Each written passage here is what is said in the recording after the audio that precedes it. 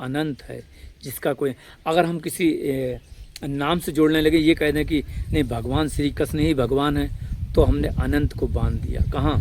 श्री कृष्ण में, राम में बांध दिया। हमने उस अनंत को बांधना चाहा, तो फिर वो तुम अनंत की बात नहीं कर रहे हो, तुम परम सत्ता की बात नहीं कर रहे हो, तुम राम की बात कर रहे हो जो अवतार लेके आए हैं।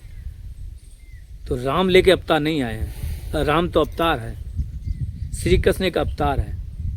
तो आया कौन है? वो ही जो अनंत है। सब घट मेरा साइया, सुनी से जना कोई, और बलहारी वा घट की जागट प्रगट होई। तो ये जो मन, ये विचार है, विचार को मन कहते हैं। ये पंच महाभूत खत्म हो जाएगा, और अगर हम ये विचारों को खत्म कर दें तो क्या बचेगा? कुछ नहीं, हम अपने में ही लीन हो गए। आज तक हम लोगों ने कभी ये जाना कि हमारा स्वरूप क्या है? जाना तो उसमें स्थित हुए, कितने लोग स्थित हुए? ये प्रवचन ज़्यादा हर कोई देखना भी चाहे, पूरा देखना चाहे या समझना चाहे, तो दुनिया में 8 अरब लोग हैं, 8 अरब में से 8 लोग ही समझ पाएंगे, या इसको देख पाएंगे, समझ पाएंगे, या उनके गले उतरेगा, वरना बहुतों गले नहीं उतरेगा। ये सबके लिए प्रवचन नहीं है, उन 8 लोगों के लिए। लेकिन उन 8 लोगों की ज़रूरत नहीं है, क्योंकि वो अपने में स्थित हैं। जो अपने में स्थित है उसे कोई मतलब ही नहीं किसी प्रवचन सत्संग की। और जिसे सत्संग की ज़रूरत है, उनकी स्थिति नहीं, वो सुनना नहीं चाहते, वो सुन नहीं सकते। चक्कर ये है। तो हम आपको बताएं कि आज हम बात कर रहे हैं उस परम सत्ता की, पार ब्रह्म परमेश्वर कहो या पार कुछ भी कहो, परम ब्रह्म कहो, पार जो भी कहो, अंतिम उस सत्ता की बात कर रहे हैं। ये शब्दों से बताया नहीं जा सकता कि, लेकिन आपको इस आकाश तत्व शब्द के द्वारा हम आपको वहाँ तक थोड़ी सी हल्की सी झलक या समझाने की कोशिश करते हैं, लेकिन उसके बारे में नहीं बता सकते। उसका रास्ता दिखा सकते, उसके बारे में नहीं बता सकते। तो हम आपको बताएं कि जो वो परम सत्ता है, तो सबसे पहले ये मान लें कि जब परम सत्ता की बात करते हैं तो ये शरीर की बात नहीं करते हैं, सीधे ऊपर सहस्रार पे, यानी कि बहुत ऊंचे पे चले जाओ, सबसे अंतिम छोर। जहाँ से हम बात कर रहे हैं वहाँ पे मन नहीं है, मन नाम की कोई चीज़ नहीं है। जहाँ से हम बात कर रहे हैं वहाँ पे एक ही चीज़ बचती है, क्या कहें कि वो परम सत्ता बचती है, और उस परम सत्ता के जरिए एक चेतना बचती है कि जो अभी अपने आप को जान रही है, यानी कि वो परम सत्ता को फील कर रही है, वो चेतना, या कहें परम सत्ता ही अपने को फील कर रही। वहाँ पे बात कर रहे हैं हम, समझ गए? हम शरीर की बात नहीं कर रहे हैं, शरीर की तो कई बार बात कर ली। हम परम सत्ता की बात कर रहे हैं तो शरीर की बात नहीं करेंगे। लेकिन आपको शरीर बिना आप समझ भी नहीं सकते, तो शरीर बिना नहीं समझ सकते, तो शरीर की बात ना करके इतना ही करेंगे कि ये शरीर क्या है? ये पंच महाभूत का है। आप शरीर की जब कहते हो पंच महाभूत का, तो आप शरीर मानते हो, पंच महाभूत नहीं। तो ये भी एक शरीर है, यहाँ देखो पंच महाभूत है, चारों तरफ देख लेना, ये है, ये भी पंच महाभूत है, ये शरीर नहीं है। इसे तुम शरीर का, ये क्या है? ये पंच महाभूत है। ये क्या है? ये पंच महाभूत है। अभी चाहें तो कोई चीज़ किसी का आपस में रासायनिक क्रिया समझ लो कुछ हो, तो सीधे कोई पंच महाभूत का शरीर बन जाएगा। तो क्या हुआ? वो पंच महाभूत है। तो उसमें अगर कोई जीव प्रकट हो गया, जैसे यहाँ कोई प्रकट पेड़ और आ जाए, अगर प्रकट हो गया तो कैसे हो गया? उसमें आत्मा ये कैसे आई? आत्मा नाम की भी चीज़ नहीं है, सिर्फ परम सत्ता जो व्यापक है सर्वत समान रूप से। तो फिर क्या हुआ?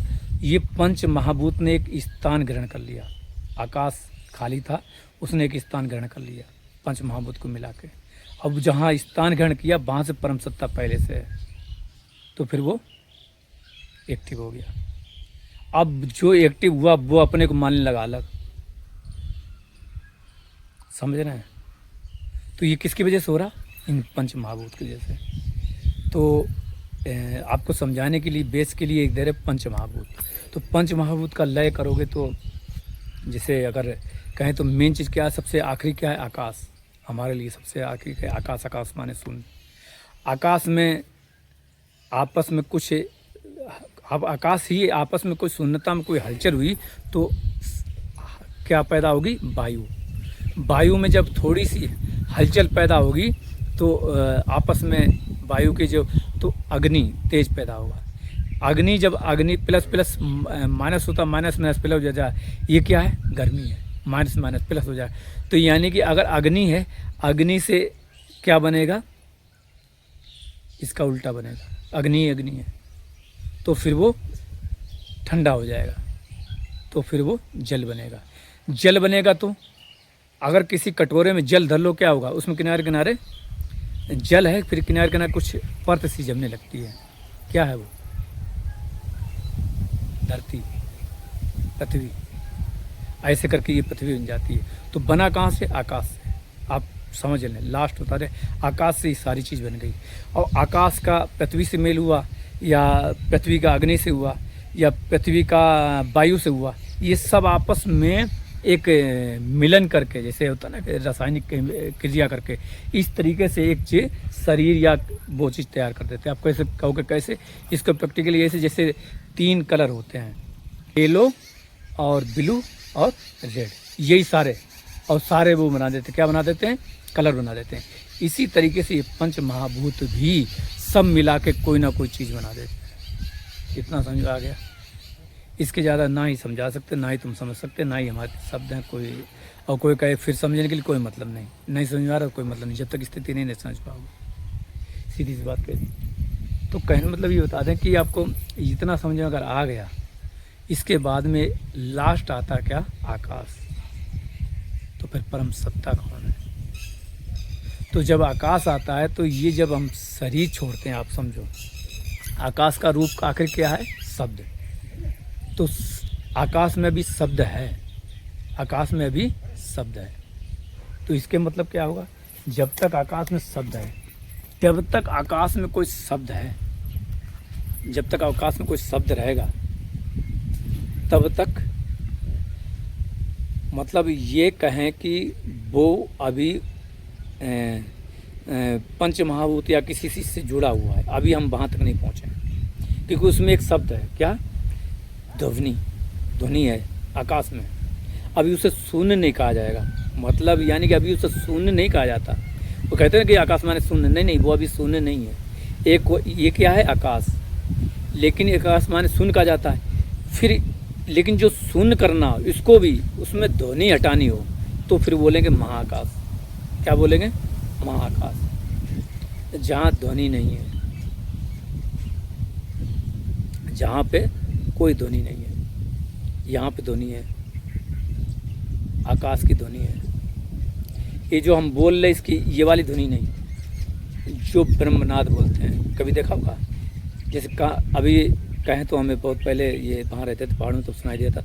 अभी किसी कमरे में चले जाएं, बिल्कुल बंद कमरे में, सुनने की कोशिश करें, कोई आवाज़ ना हो, बिल्कुल बिना कमरे का आवाज़ में, जी नीचे बेसमेंट में चले जाएं, उस वातावरण की नहीं सुने, सा की आवाज़ आएगी, लेकिन वो कहीं से आ नहीं रही है।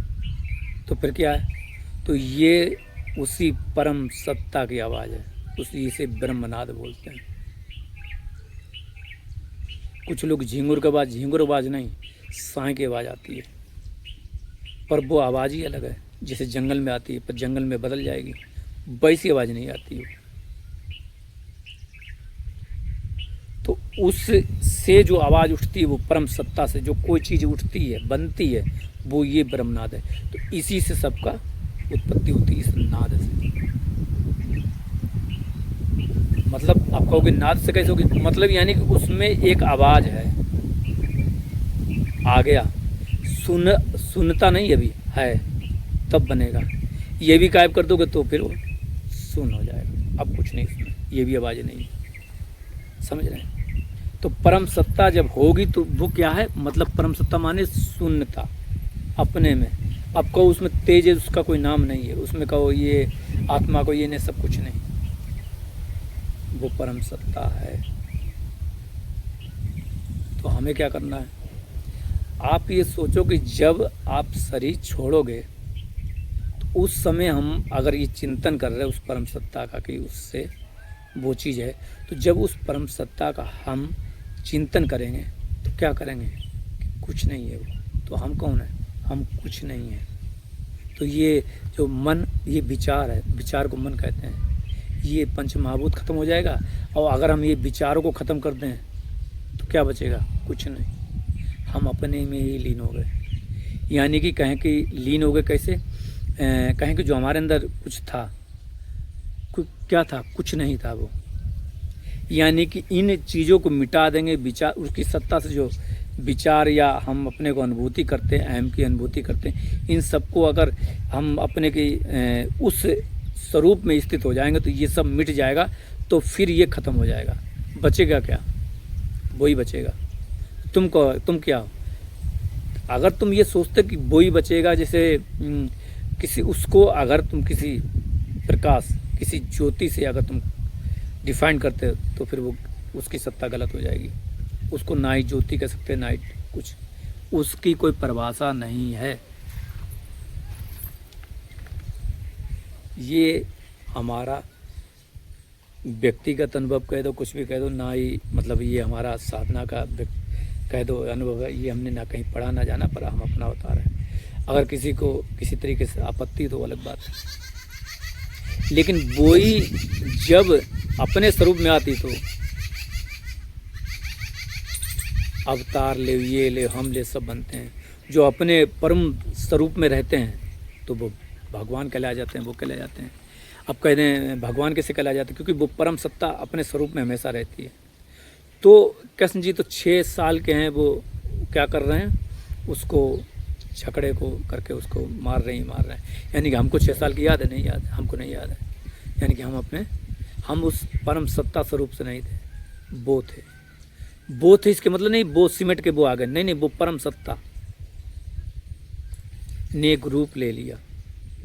तो क्या परम सत्ता और कहीं नहीं थी तब भी और कहीं थी, वो भी थी, ये भी थी, क्योंकि वो व्यापक है, अनंत है, जिसका कोई, अगर हम किसी नाम से जोड़ने लगे, ये कह दें कि नहीं भगवान श्री कृष्ण ही भगवान है, तो हमने अनंत को बांध दिया। कहाँ, श्री कृष्ण में, राम में बांध दिया। हमने उस अनंत को बांधना चाहा, तो फिर वो तुम अनंत की बात नहीं कर रहे हो, तुम परम सत्ता की बात नहीं कर रहे हो, तुम राम की बात कर रहे हो, जो अवतार लेके आए हैं। तो राम लेके अवतार नहीं आए हैं, राम तो अवतार है, श्री कृष्ण एक अवतार है। तो आया कौन है, वही जो अनंत है। कई बार हमने बताया, जो अनंत है वो खुद अपने को एक छोटे से रूप में जनाने के लिए आया है, लेकिन वो छोटा रूप नहीं है, वो उतना ही बड़ा है। छोटे से रूप में आया लेकिन वो बड़ा है। यानी कहें कि जैसे कोई मिट्टी ले लो या कोई चीज़ ले लो, ढिल्ला ले लो, पृथ्वी का जो तत्व होंगे तो छोटे से भी होंगे। तो कहने मतलब ये कि जो कहीं जैसे हम आए हैं, हम ही आप लोग आए हैं, तो हम आए हैं इस शरीर के अंदर आए हैं हम, तो कौन आया है, वो परम सत्ता आई है। लेकिन क्या कहते हैं कि कबीरदास का एक दुआ है, सब घट मेरा साइया सुनी से जना कोई, और बलहारी वा घट की जागट प्रगट होई। ये इसको निर्गुण और सगुण से जो डिफाइन करेगा तो वो परम सत्ता से दूर हो जाता है। तो वो परम सत्ता अनंत की बात नहीं कर रहा है, उसका एक नाम अनंत है। भगवान को क्या कहते हैं, अनंत कहते हैं, अनंत भगवान कहते हैं। क्यों कहते हैं, जिसका कोई अंत नहीं उसे अनंत कहते हैं। और तुमने उसको किसी में बांध दिया उसे, तो वो अनंत कहाँ रहा। आदि कहते हैं, वो अनादि है, जिसका कोई आदि नहीं है, जिसका कोई प्रारंभ और वो नहीं, उसको आदि कहते हैं। तो तुमने तो बना दिया कि नहीं ये इतना छोटा सा ये साकेत है, ये गोलोक है, ये और वो यहाँ वो यहाँ वो यहाँ, तुमने बांध दिया एक चीज़ में। वो बंधा नहीं बंधा वो जाने, लेकिन तुमने बांध दिया है, वो किसी चीज़ में बंधा नहीं है। कहें तो ये सारी सृष्टि सब चीज़ जब लीन होती, पृथ्वी जल वायु अग्नि आकाश में, तो आकाश तक, आकाश के बाद अहंकार नहीं, आकाश जो शून्य वाला आकाश है जिसमें ध्वनि है, वहीं पे है क्या, वो विचार, वो मन, वो अहम, वो बुद्धि, यहीं तक है, कारण शरीर भी यहीं तक है, जहाँ तक आकाश है, पंच महाभूत तक, लास्ट जो आकाश है वहीं तक है। और जैसे ये परम आकाश या आप कहो जो महाकाश में विलीन होगा जी आकाश, तो फिर इसकी सत्ता खो जाएगी। वो बिल्कुल वो आकाश माने शून्य। तुम कहोगे आकाश माने सर्वत्र, नहीं नहीं, तुम लोग उल्टा समझते हो। यानी कि जो आकाश है ये शून्य है, जिसमें कुछ नहीं है पर ध्वनि है, लेकिन वो ध्वनि भी लीन हो जाएगी किसमें, एक शून्य में। तुम कहोगे आकाश माने सर्वत्र, नहीं नहीं, आकाश माने शून्य, कुछ नहीं। आकाश माने कुछ नहीं, नव गगन अंबर शून्य, प्राय बचिए ना आकाश का, शून्य। शून्य माने कुछ नहीं, तो वो कहाँ लीन होगा, कुछ नहीं में। तो कुछ नहीं क्या है, कुछ नहीं वो परम सत्ता है जो सब कुछ है। एक बार हमने बताया था कुछ नहीं सब कुछ है, फिर आखिरी बार बता रहे हैं वो परम सत्ता। इसको किसी तरीके से डिफाइन नहीं किया जा सकता। ये कोई कह नहीं सकता मैंने देखा है, हम ये नहीं कह सकते इसको हमने देखा है, नहीं। उसको, क्योंकि वो खुद अपने आप में परिपूर्ण है, उसको कौन देखेगा। देखे तो जब जब दूसरा कोई हो उसके अलावा, तब वो उसे देखा जाएगा। तो ये कहना कि हमने उस परम सत्ता को पहुंचे या देखा, अनुभव कर सकते उसका, देख नहीं सकते। समझ रहे हैं? जो कहे नहीं कि कुछ नहीं होता, ये परमात्मा नहीं होता, हाँ नहीं होता है, तुम्हारी जान नहीं है, पर परमात्मा नहीं है, पर कुछ है, कुछ तो है, वही सब कुछ है। समझ रहे हैं? ये जो जब शून्यता में ये जो ध्वनि है, ये महाकाश या परम आकाश में लीन होता है, तो जो परम आकाश है ना, उसी को कहते हैं क्या, शब्दों में कहोगे तो कहना पड़ेगा, कह नहीं सकते, पर कहोगे तो क्या कहोगे, वही पार ब्रह्म, परम ब्रह्म।